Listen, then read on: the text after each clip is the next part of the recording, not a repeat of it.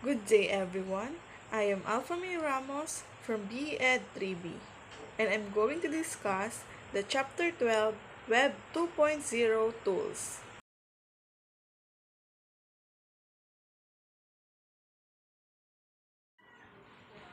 Educators do not agree on whether the word web, as in website on the internet, should have numeric designators as Web 1.0, Web 2.0, or Web 3.0. We use the term Web 2.0 to convey a simple concept. Web 2.0 tools, the tools discussed in this chapter, are different from interactive website listed in Chapter 5. Web 2.0 tools can very broadly be defined as end-user applications that require dynamic interaction, social networking, or user interfacing between people and information. In a Web 2.0 environment, users decide how they want to use, interact with, and create information. So we, are the users, have the ability to generate and manipulate content from multiple locations in a Web 2.0 environment. We users can add images, videos, or links to other media content.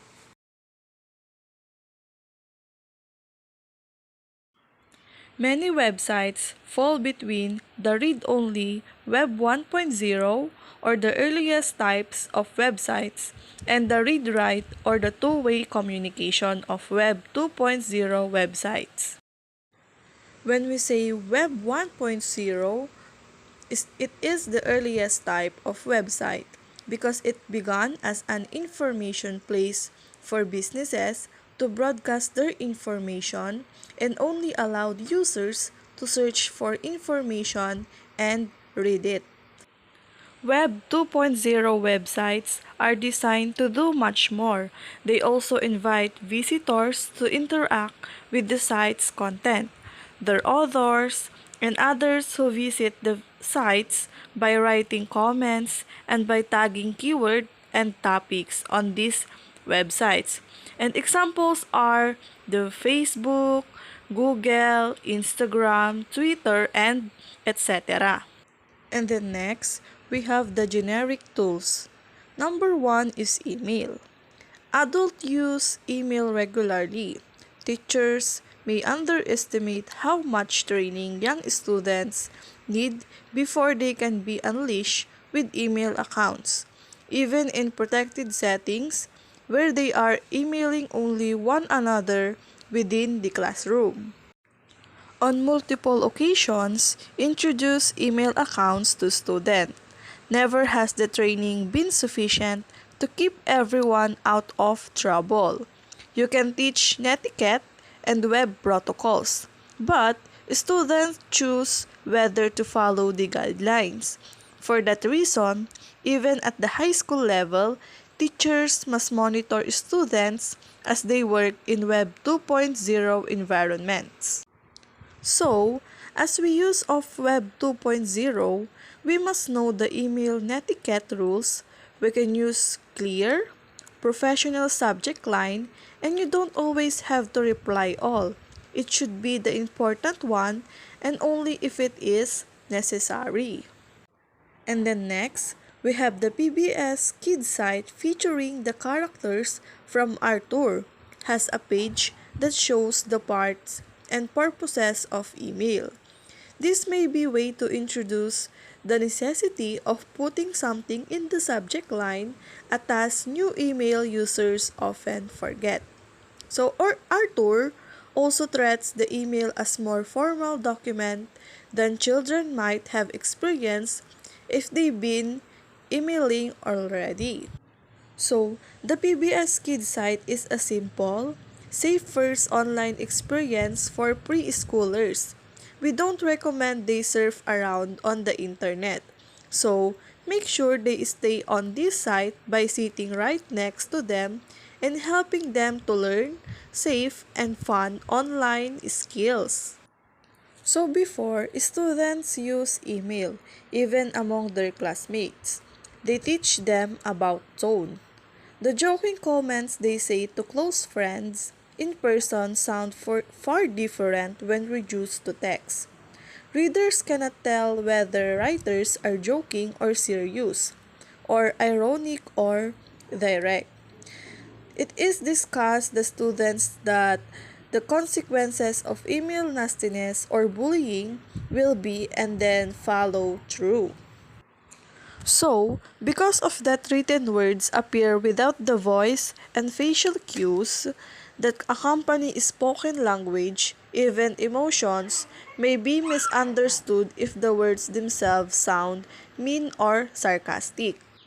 So, the best quote for this is think before you click. So, we have the email services via school accounts usually allows teachers to review messages before they are sent. Stress to students that emailing on a school account is a privilege, not a right. So, before students send messages, they make sure it is acceptable or not. So, we have the email services for elementary students that need to be safe environments, where teachers can monitor the messages students send and receive. Incoming emails are limited to approved email addresses and students may connect globally. In the past, finding a free email service for elementary students was fairly easy, but now the number of services has dwindled. So that we have two most common free email services for elementary schools. They are the EPALS and the Google Apps for education. Now, we need to know what is EPALS. EPALS offers free teacher-monitored email accounts for students. Free email is available for individual teachers with 30 student accounts, schools or districts. Once registered, teachers can participate in global community where they can develop collaborative partnership with other EPALS members from around the world. So EPALS addresses safety through language and content filters and staff moderation of site-wide galleries, blogs, and forums. So when we say EPALS, it is an effective and practical way of instructing technology smart students. The website provides digital content to enable self-study as well as secure learning platform to share work with others all around the world. And then we have the Google Apps for education. It provides free students and teacher email service through Gmail but with district-controlled inbound and outbound filtering.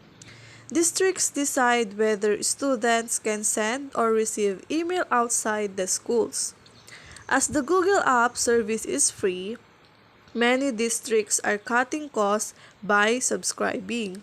So examples of Google Apps for educations are the Google Classroom, Google Keep, EduBlogs, and so on and so forth. And then we have the email games. It can give young students practice with emailing and generate high levels of thinking. Conducting an email game may not replicate everyday use of email, but students can learn the parts of email messages and practice writing them in a low-risk setting. Additionally, teachers can choose curricular topics for email games. So, email games can be fun to play if you have a friends who live far away or even if you have just want to play funny game to your friends who are close by. So, the examples are the chess, Scrabbles. It goods to play because it is also for educational purposes and also you can enjoy this kind of games. Half-Life. It is an email activity that teaches students to write concisely. Teachers propose a question and students write responses that are exactly 32 words long.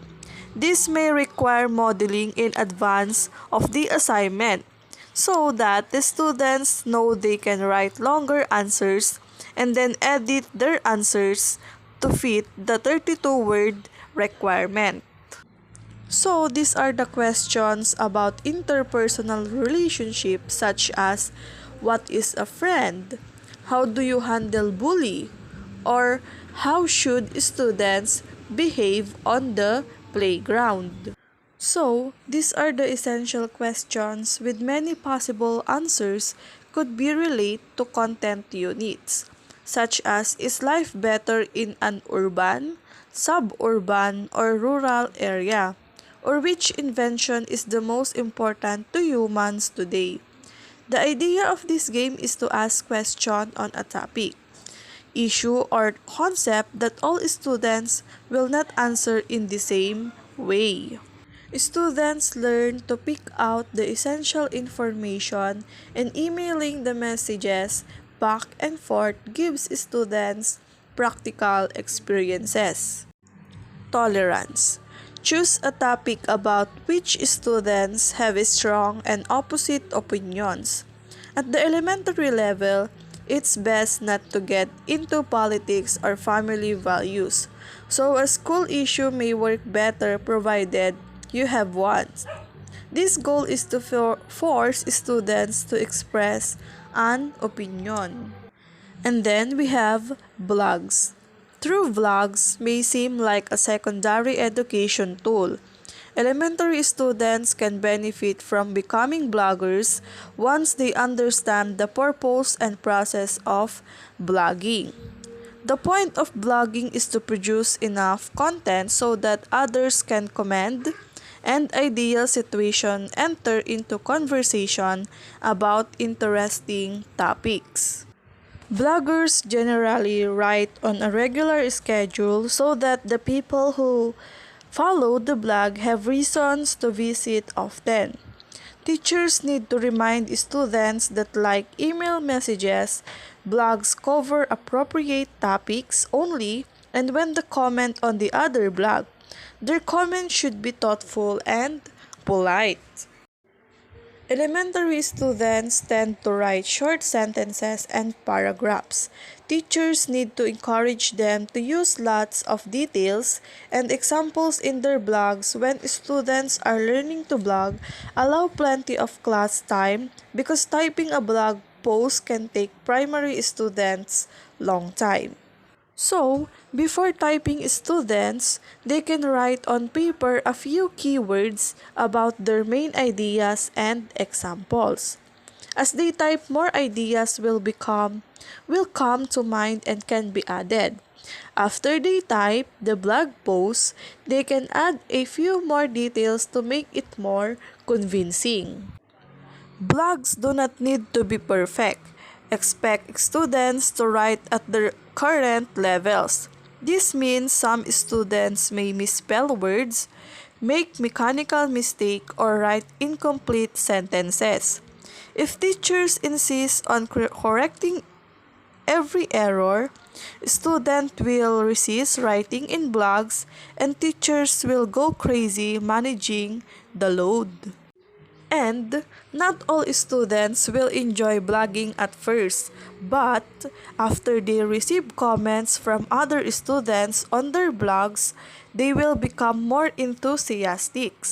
So, your comment should be neat and good for students to enjoy creating blogs. And example of blogs is by Kathy Cassidy, a first grade teacher. In this blog, she has a 6-year-old students and have their own blog. The blog showcases what is happening in their classroom for the parents of her or his student. And then we have the blogging resources. As with all Web 2.0 tools, elementary teachers have fewer options for blogging than secondary teachers.